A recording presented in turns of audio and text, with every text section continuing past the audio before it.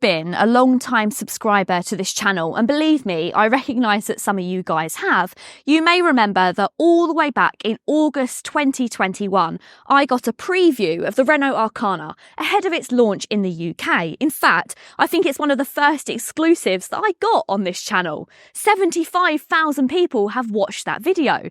But then I realised that all this time later, and quite a few subscribers later, I've never actually driven the Renault Arkana on Auto Social UK.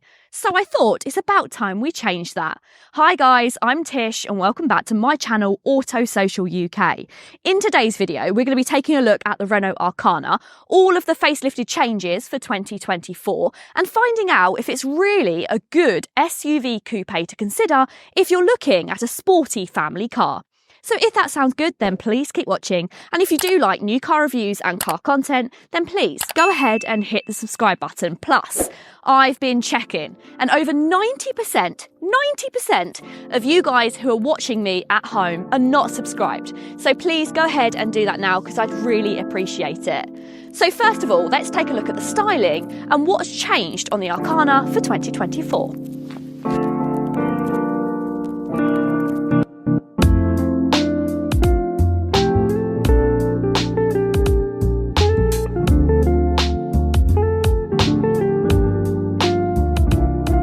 In 2021, when the Renault Arkana was first launched, it was quite an innovative idea to have a coupe crossover.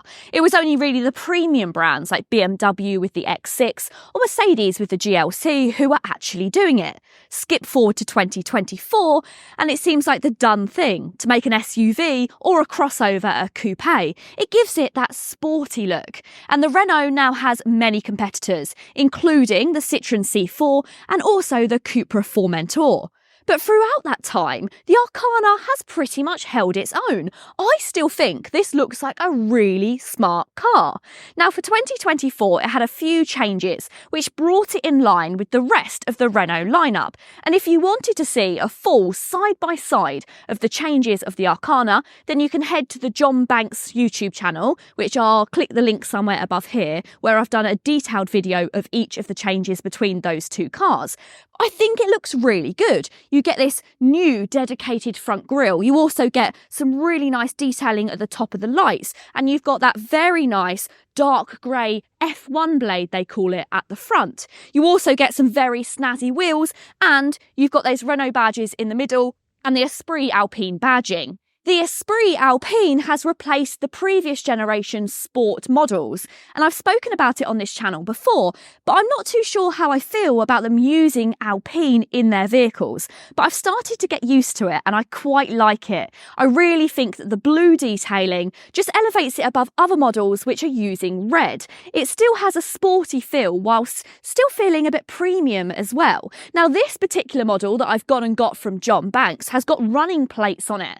These are around a £500 extra, which seems pricey, but they do make it look smart, don't they? They give it a really wide stance and add to that sportiness. You can choose between two hybrid engines available for the Arkana. One is a mild hybrid and the second a strong hybrid. The first option is a 1.3-litre petrol engine with mild hybrid assistance. This is the more affordable of the engines, and it means that it's equipped with a small electric motor which helps improve fuel efficiency, but it can't run solely in electric. This entry-level model delivers 140 brake horsepower and is actually the quicker of the two due to being slightly lighter. The second option is the one that I'm driving today, and this is a strong hybrid. It features a 1.6-litre petrol engine and an electric motor, which provides full electric experience at low speeds. This model, although more expensive, offers a higher output of 142 brake horsepower and even greater fuel efficiency due to being able to utilise that electric power. And with that hybrid battery, it starts off almost always in electric. This makes it fantastic for city driving, as it's really quiet and refined at lower speeds. Sure, when you put your foot down, it does have a little bit of that classic hybrid personality where you get a flare up from the engine. But it really isn't as bad as it used to be. They've definitely worked hard to make this more refined. And around the back roads, it's more than enjoyable, even when you do need to push it a little bit. Sure, when you really are pushing it hard, it's not the most enjoyable car to listen to, but then I'm sure not a lot of people expected it to be anyway. In terms of engagement, it's pretty good. Despite having an Alpine badge, of course it's nowhere as refined as something like the A110 and certainly not as eager, but it does have a slight weightiness to the steering wheel, especially if you pop it into the sport mode. This stiffens it up slightly and it gives you a little bit more of an engaging drive. But overall, the Arkana is more catered towards an economical driving experience rather than a sporty one, and that suits me just fine. If you're looking for a coupe crossover which actually packs a punch, then the Coupe Performentor in its 300 brake horsepower guise would be a better choice, but it is quite a lot more expensive. I'm a big fan of the changes inside this car which have come with the Esprit Alpine trim. I think that the blue and red stitching looks really smart.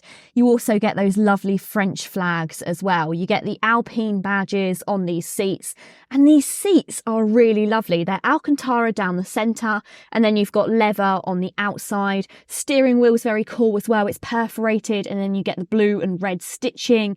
It feels sporty, but it also feels premium with that blue addition. You also get blue down the gear selector. Previously, I have to remember, but I think that was all kind of red, and it just felt a little bit cheaper. It feels more premium in this cabin. Now, the only thing I don't like, which has come with the Esprit Alpine trim, is this textured dash. It feels really horrible. It feels like really cheap bathroom vinyl. I'm not really sure why they've used that, because the rest of the things in here are lovely.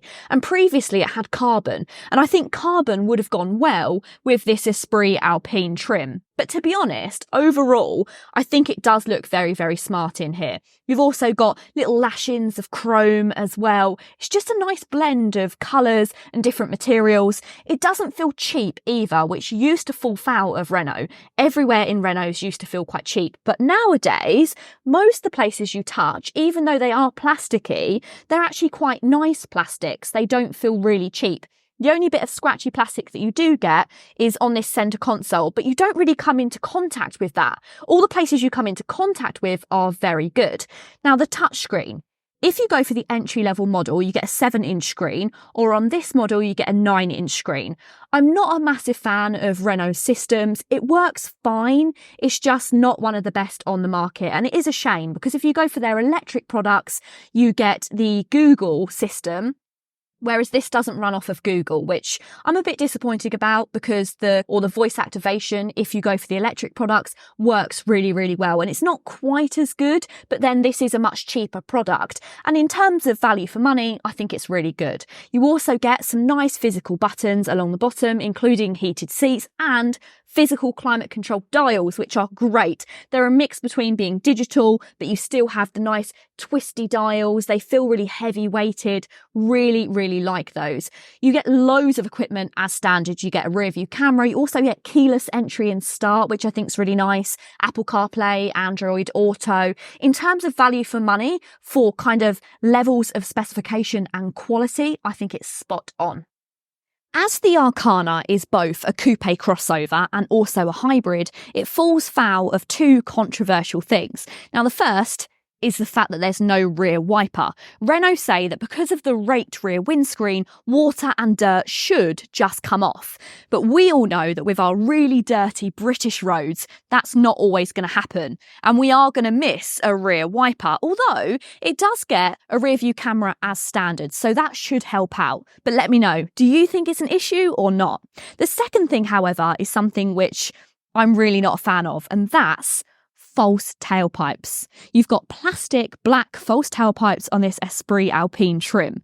It's supposed to make it look a bit more sporty while still also looking economical, but in my personal opinion, it just makes it look cheap, and I think it would be better without them. But let me know, what do you prefer? Would you prefer to have no rear windscreen wiper or fake tailpipes? You've got to pick one. Let me know in the comments down below.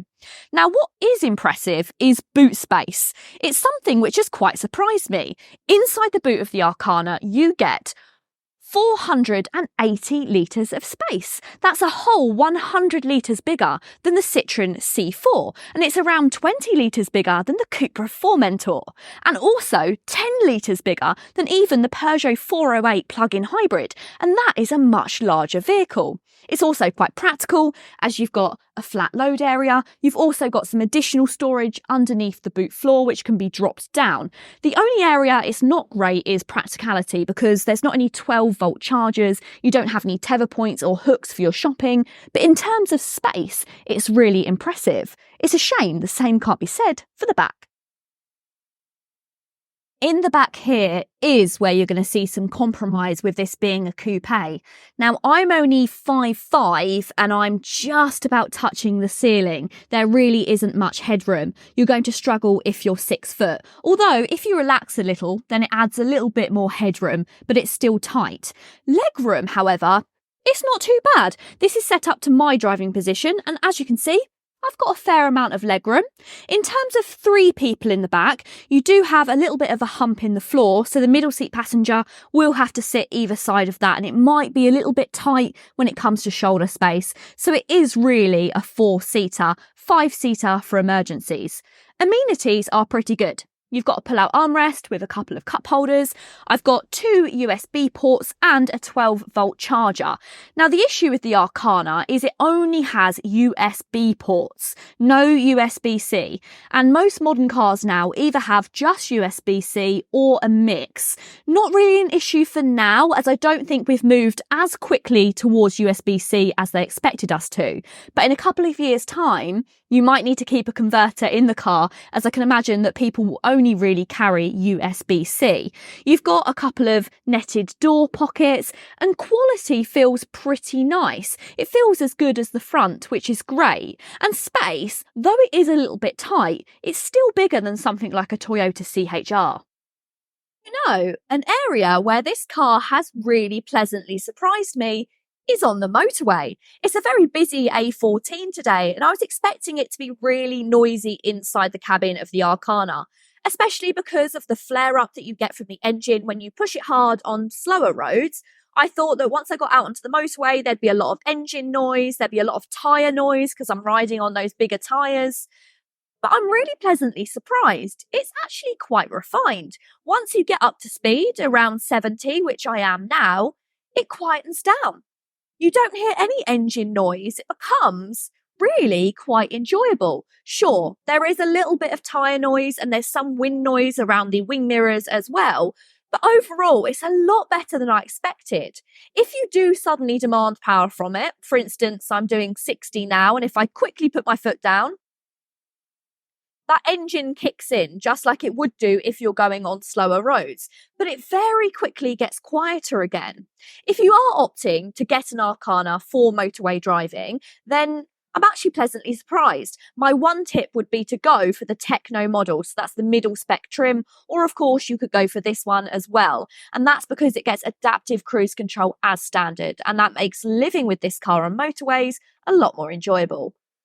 Prices start from just under £27,000 to just over £31,000 for this top spec model, which seems pretty good value for money when you consider that the strong hybrid system will save you money at the pumps.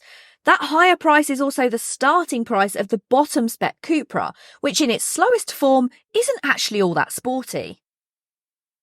Since its launch, competitors of the Renault Arkana have certainly increased, but their prices have also increased as well.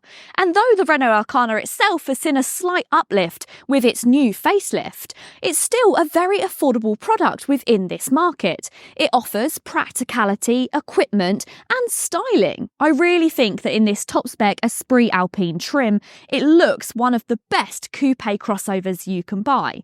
But let me know, would you go for the Renault Arkana, or is there another coupe SUV which has caught your eye? Of course, if you was going for outright power, it would always be the Cupra Formentor. But if you're looking for a combination of MPG and styling, then the Arkana is a good bet.